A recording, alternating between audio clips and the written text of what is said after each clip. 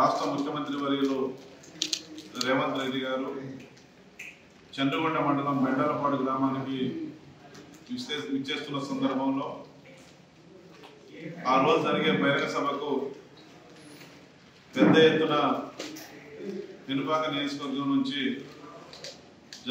జన సమీకరణ చేయడానికి ఏర్పాటు చేస్తా ఉన్నాం. తెలంగాణ రాష్ట్రంలో కాంగ్రెస్ పార్టీ ప్రభుత్వం వచ్చిన తర్వాత అన్ని వర్గాల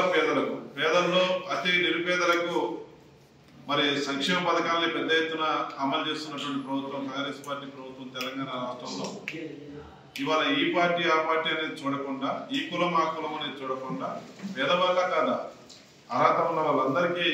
సంక్షేమ పథకాలు అందించేటటువంటి సంక్షేమ ప్రభుత్వం ప్రజాప్రభుత్వం అని చెప్పేసి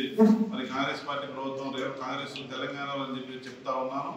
ఈ యొక్క పెద్ద ఎత్తున సంక్షేమ పథకాలు అమలు చేస్తున్న సందర్భం అవి ఆర్టీసీ బస్సుల్లో ఉచిత ప్రయాణం కానీ, 500కి గ్యాస్ బండ కానీ, 200 యూనిట్ల ఫ్రీ కరెంటు, మరి సన్న బియ్యం ఇచ్చే కార్యక్రమం, కొత్త రేషన్ కార్డు ఇచ్చే కార్యక్రమం, 5 లక్షలు పెట్టి ఇంధనం బిల్లు కట్టే కార్యక్రమం పెద్ద ఎత్తున ఇవాళ దేశంలో ఏ రాష్ట్రంలో లేని విధంగా కాంగ్రెస్ పార్టీ ప్రభుత్వం తెలంగాణలో మరి 5 లక్షలు పేదవాళ్ళకి ఇచ్చి ఇంధనం బిల్లు కట్టించడం ద్వారా సొంతింటికలో నెరవేర్చేటటువంటి అద్భుతమైనటువంటి అవకాశాన్ని పేద వర్గాలకి మరి ప్రజాప్రభుత్వం కాంగ్రెస్ పార్టీ ప్రభుత్వం గౌరవ ముఖ్యమంత్రి రేవంత్ రెడ్డి గారి సారథ్యంలో కల్పించడం జరిగింది. మరి ఇందిరం ఇళ్ల గృహ నిర్మాణాల ప్రారంభానికి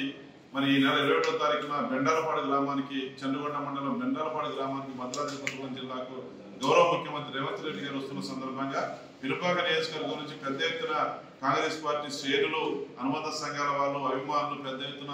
జన సమీకరణ చేసి 21న జరిగే బహిరంగ సభను పెద్ద ఎత్తున జయప్రదం చేయడానికి పిలుపాక నియోజకవర్గం నుంచి కూడా ఏర్పాటు చేస్తా ఉన్నాం.